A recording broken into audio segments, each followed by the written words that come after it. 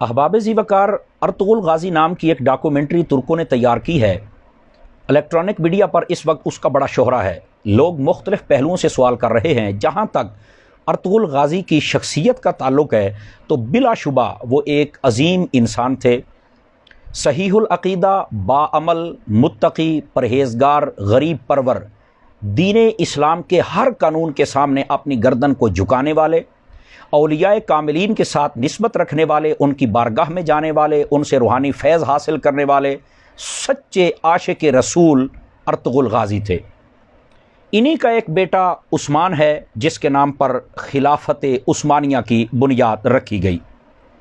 یہ اپنی حق بیانی، عدل و انصاف اور غریب پروری کی وجہ سے اتنا مقبول ہوئے کہ تقریباً 3 بر اعظموں میں ان کی حکومت پہنچ گئی۔ تقریباً 600 سال کے قریب انہوں نے حکومت کی۔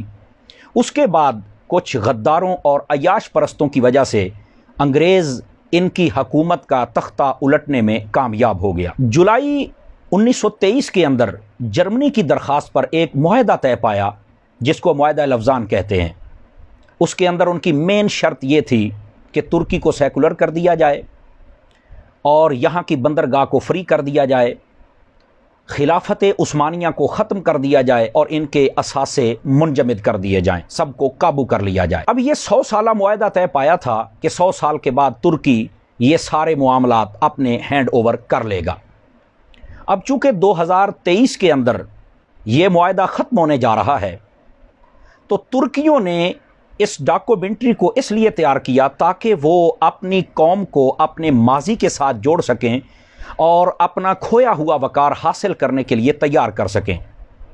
ناظرین، یہ بات سچی ہے کہ ڈاکومنٹری اچھی ہو یا بری ہو، بہرحال لوگ اس سے سبق ضرور حاصل کرتے ہیں۔ اور پھر جو تاریخی ڈاکومنٹری ہوتی ہے 100% اس کو مووی کے اندر کنورٹ کر دیا جائے تو ایسا نہیں ہو سکتا ہے، اس کے اندر کچھ سکم اور کمزوریاں رہ جاتی ہیں۔ ہاں، کتاب ایک ایسا مستند ذریعہ ہے کہ اس کے اندر تاریخ کے ہر پہلو کو سمویا جا سکتا ہے، لیکن چونکہ الیکٹرانک میڈیا کا دور تھا تو دور جدید کے تقاضوں کے مطابق انہوں نے اس کی ڈاکومنٹری کو تیار کر کے چلا دیا اور پھر دنیا کی اکثر زبانوں میں کنورٹ کر کے اس کو ملکوں میں چلا دیا۔ یہ معاہدہ ختم ہونے والا ہے اور ترکی اس کا مطالبہ بھی ضرور کرے گا، اور اس کی چند سالوں کی ایکٹیویٹیز کو دیکھ کر یہ محسوس ہوتا ہے کہ وہ اس سے باز نہیں آئے گا، اور اس کا وہ حق بھی ہے، یہ دینا بھی چاہیے، لیکن اس کے باوجود اسے کچھ کرنا تو ہے۔